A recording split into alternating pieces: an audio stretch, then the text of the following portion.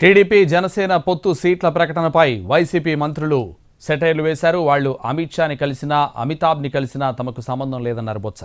Election వరకు అలా కలుస్తూనే ఉంటారన్నారు. జనసేనకు 24 సీట్లంటే ఆ పార్టీ నాయకుడికి ప్రజల్లో ఎంత ఎలివేషన్ ఉందో అర్థమవుతోందని విమర్శించారు బొత్స.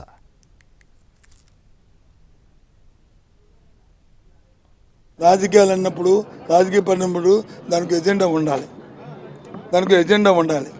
ఆ ఎజెండాను ముందు చెప్పి అప్పుడు తర్వాత ఏమైనా చేయాలి. మా ప్రభుత్వం చెప్పింది, మా నాయకుడు చెప్పాడు ఎజెండా ఏమని, గత సంవత్సరం చేసిన కార్యక్రమాలు చూసి అవి మీరు ఆశీర్వదిస్తే నాకు ఓటు ఇవ్వండి, నన్ను గెలిపించండి అన్నారు. ఇప్పుడు చంద్రబాబు నాయుడు, పవన్ కళ్యాణ్ ఏం చూసి అంటారు? గత చేసిన మోసాన్ని చూసి ఓటేయమంటారా? గత చేసిన దగాన్ని చూసి ఓటేయమంటారా? లేకపోతే అంతకుముందు చేసిన పాపాలను చూసి ఓటేయమంటారా? దోపిడీని చూసి ఓటేయమంటారా? లేదా జన్మభూమి కమిటీని చూసి ఓటేయమంటారా? దేన్ని చూసి ఓటేయమంటారు? సో కాబట్టి అవి అయితే 24 సీట్ల గురించి అంటారా? అది ఆయన దాన్ని బట్టి ఆ నాయకుడికి ఎంతవరకు ఎలివేషన్ ఉందో, ఆ నాయకత్వం చేస్తున్న ఆ నాయకుడితో పార్టీ ఈ రాష్ట్రంలో అవసరమా లేదనేది ప్రజలు నిర్ణయిస్తారు.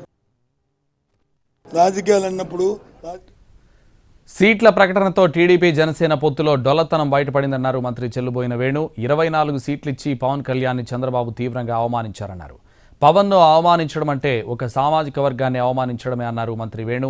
కందుల దుర్గేష్కే టికెట్ ఇవ్వలేదంటే జనసేన పరిస్థితి ఎంత ఘోరంగా ఉందో అర్థం చేసుకోవాలన్నారు. పొత్తులో సీట్ల ప్రకటన చూసిన తర్వాత పవన్ కళ్యాణ్ గారిని తీవ్రంగా అవమానించాడు చంద్రబాబు నాయుడు అని అర్థమైంది. ఆయన పాపం అందరూ పావలని హేళన చేసేవారు.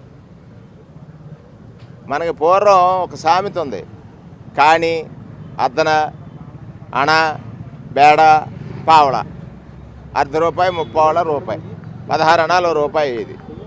ఇవాళ ఏ స్థితికి తీసుకొచ్చాడంటే చంద్రబాబు నాయుడు గారు, నువ్వు పావలా కూడా పనికిరావు నాయన, బేడ మీద కాసు అన్నట్టుగా తీసుకొచ్చాడు. బేడ మీద కాసు అంటే అవమానం చేస్తున్నాడు కదా, అవమానపరిచాడు కదా.